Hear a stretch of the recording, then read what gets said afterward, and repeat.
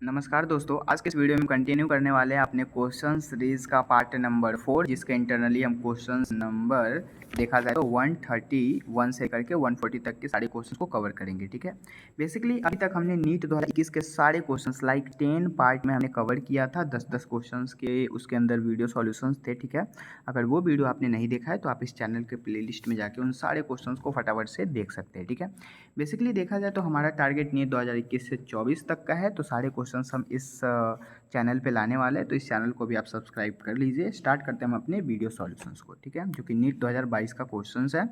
Basically यहाँ पे जो फर्स्ट क्वेश्चंस कहा जा रहा है, द फ्लावर्स आर जाइगोमॉर्फिक इन। तो जाइगोमॉर्फिक फ्लावर जो होता है वो किस में होता है? मस्टर्ड में, गुलमोहर में, कैसिया में, धतूरा में और चिल्ली में। ठीक है, तो बेसिकली धतूरा और चिल्ली तो नहीं हो सकता, मस्टर्ड भी नहीं हो सकता, गुलमोहर और कैसिया हो जाएगा, जो कि जाइगोमॉर्फिक का फ्लावर है। ठीक है, so the right answer is B and C. Correct option हमें चूज करना है। राइट आंसर यहाँ पे बी और सी ओनली हो जाएगा। ठीक है, अगेन आते हैं नेक्स्ट क्वेश्चंस पे। नेक्स्ट क्वेश्चंस यहाँ पे कहा जा रहा है, the process of translations of mRNA in the protein begins as soon as. ठीक है, मतलब कि आपको उस प्रक्रिया का नाम बताना है जो कि ट्रांसलेशंस मतलब कि mRNA के ट्रांसलेशंस में होता है, और वो क्या करता है? प्रोटीन वैगन करता है एज सुन। तो द स्मॉल सब unit of the ribosome, ribosome के कुछ छोटे छोटे स्मॉल सब यूनिट होते हैं, और वहाँ पे क्या होता है कि इंटर काउंटर mRNA का हो जाता है। ठीक है, तो ये ऑप्शन करेक्ट है। अगेन फिर नेक्स्ट क्वेश्चंस, मतलब नेक्स्ट ऑप्शंस की फिर बात ही नहीं करनी। अगेन फिर आते हैं नेक्स्ट क्वेश्चंस पे।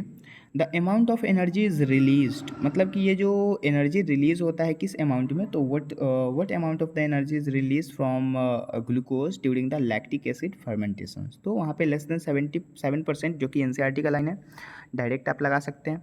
Again DNA polymorphism forms the basis of DNA fingerprinting, आप पढ़ सकते हैं। बायोटेक्नोलॉजी का ये क्वेश्चन है। डीएनए फिंगरप्रिंटिंग से प्रत्येक या नीट में क्वेश्चन पूछा जाता है। ठीक है, तो डीएनए पॉलीमॉर्फिज्म जो होते हैं उसके जो फॉर्म्स होते हैं वो किस बेसिस पे होते हैं? तो डीएनए फिंगरप्रिंटिंग के बेसिस पे होते हैं।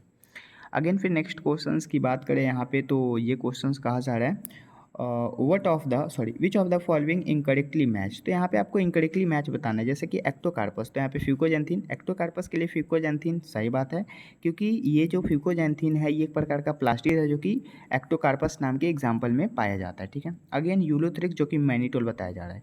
यूलोथ्रिक्स जो होता है वो किसका? फियोफाइसी का एग्जाम्पल है। ठीक है, और मैनिटोल फियोफाइसी का एग्जाम्पल नहीं हो सकता, इसीलिए ये ऑप्शन गलत हो गया, इनकरेक्ट हो गया। बाकी पोरफायरा, जो कि फ्लोरिडियम स्टार्च, मतलब कि रेड आल्गी का एग्जाम्पल हो गया। रेड आल्गी के अंदर ये वाला मतलब कि स्टार्च पाया जाता है। अगेन वॉल्वोक्स, जो कि स्टार्च, अगेन सही है। तो ऑप्शन इनकरेक्ट ये हो जाएगा। आते हैं नेक्स्ट क्वेश्चंस पे। यहाँ पे जो नेक्स्ट क्वेश्चंस कहा गया, फिर से सेक्शन अब भी स्टार्ट हो रहा है यहाँ पे। ठीक है, तो यहाँ पे नेक्स्ट क्वेश्चंस में मैचिंग करना है मेटामेरिक क्रोमोजोम, फिर एक्टोसेंट्रिक, मतलब कि एक्रोसेंट्रिक क्रोमोजोम, सब मेटासेंट्रिक क्रोमोजोम और टेलोसेंट्रिक।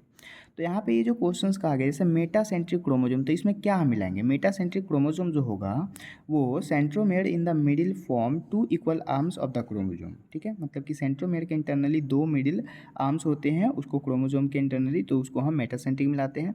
आपको 4 सब यूनिट पढ़ने हैं cell the unit of life के सबसे लास्ट वाले पैराग्राफ न्यूक्लियस वाले टॉपिक में। ठीक है, एक्रोसेंट्रिक क्रोमोजोम जो होते हैं वो किस में होंगे? एक्रोसेंट्रिक क्रोमोजोम के इंटरनली क्या होता है कि एक बहुत ही ज़्यादा शॉर्ट होता है, एक बहुत ज़्यादा लॉन्ग होता है।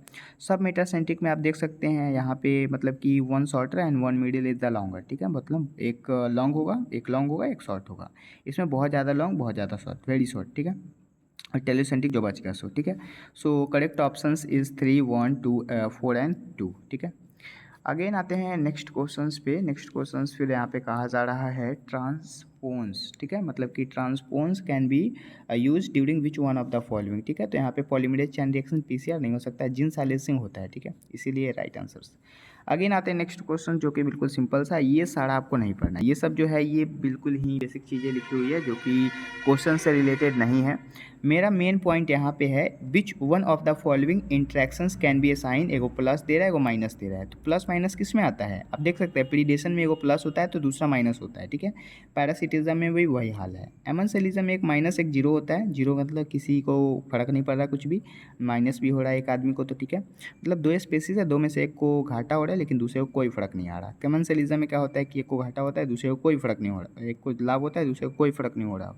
कंपटीशन में दोनों को हानि हो रही होती है, लेकिन पेरिडेशन एंड पैरासिटिज्म में एक को हानि हो रही होती है तो एक को लाभ हो रहा होता है। ठीक है, अगेन फिर नेक्स्ट क्वेश्चन आते हैं, विच one of the following will accelerate phosphorus cycle. मतलब कि आपको बताना है कि इनमें से कौन सा एक्सेलरेट फॉस्फोरस साइकिल आते हैं। ठीक है, तो यहाँ पे ऑप्शंस है burning of fossils fuel, volcanic activities, फिर weathering of the rocks and rainfall and forms, मतलब स्टॉर्म्स। ठीक है, तो यहाँ पे आपको चूज़ करना है किस चीज़ के लिए, एक्सेलरेट फोटोफॉस्फोरस साइकिल के लिए, जो कि वेदरिंग ऑफ रॉक हो जाएगा। ठीक है, नेक्स्ट एंड लास्ट क्वेश्चंस हमारे इस टॉपिक का, ये क्वेश्चंस काफ़ी इंपॉर्टेंट है और लगभग प्रत्येक ईयर जो है रिपीट होता है एक एक साल बीच करके।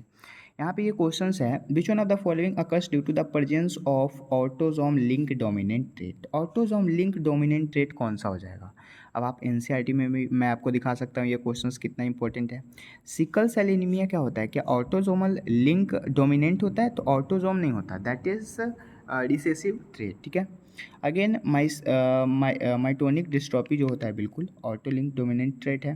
हीमोफीलिया और thalassaemia same as the sickle cell anaemia, जो कि एक रिसेसिव है। रिसेसिव में ये तीनों आ जाएगा, आप तीनों एग्जाम्पल याद कर सकते हैं, काफ़ी इंपॉर्टेंट है। ठीक है, तो इसका राइट आंसर से यहाँ पे 2 हो जाएगा। अब तक हमने जितने भी क्वेश्चंस किए हैं, लाइक पार्ट 1 के इंटरनली हमने 1 से लेकर के मतलब क्वेश्चंस किया था। ठीक है, पार्ट 2 के इंटरनली फिर हमने नेक्स्ट देखा था 10।